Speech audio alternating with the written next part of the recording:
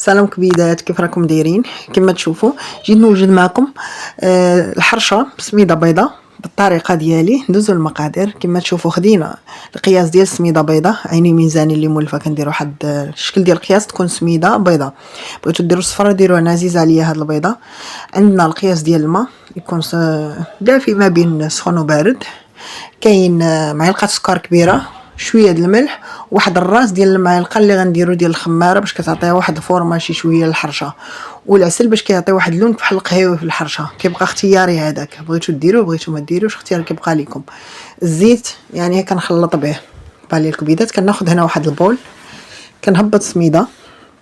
انا كتعجبني سميده البيضه بزاف، داكشي علاش كندير الملح والسكر، وكنزيد القبيصه اللي قلت لكم كنهزها بالمعلقه صغيره يعني ديال الخماره حمراء بالي الكبيدات. هنا كنحاول نخلط مزيان باش يدخلوا يعني يندمجوا مع بعضياتهم. هنا كنزيد العسل، اي عسل كان حاضر عندكم، والعسل كيبقى اختياري بالي البنات. كنزيد الزيت يعني الروميه ماشي البلديه، زيت نورمال اللي كطيبوا فيها في الدار. كنحاول نخلط المقادير مزيان كما تشوفوا هكا بالي البنات.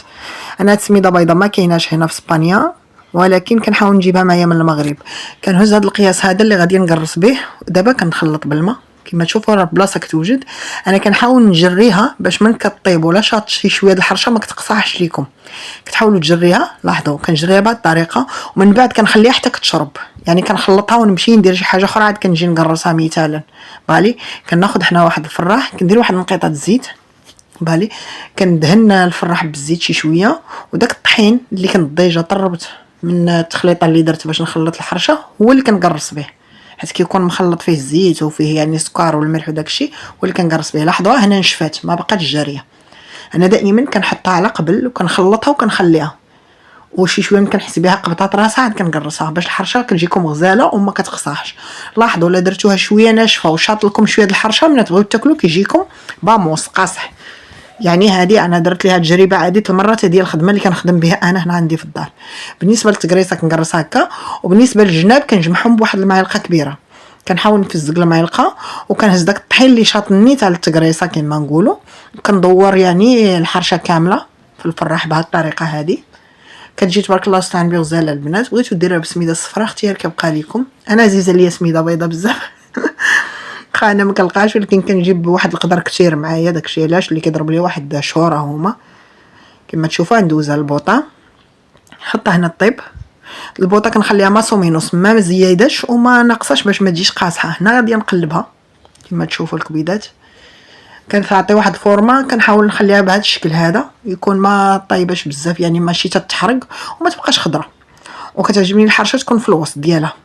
هنايا الحرشه راه قلبتها كاينه لهذا الشكل هذا. دابا طيب ندوز مع خوتي كما تشوفوا الكبيدات. الحرشه هنا طابت، غادي نقسمها قدامكم وتشوفوها. كنخليها انا ما كتعجبنيش غليظه وما كتعجبنيش رقيقه، يعني الحجم ديالها يكون موسط بالي، وكتجي غزاله. النسبه كتقدميها يعني مع الزبده مع عسل باتاي، الاختيار كيبقى لكم. كتجي على هذا الشكل هذا، كنحصلوا عليها على هذا الشكل. كتجي البنات غزاله.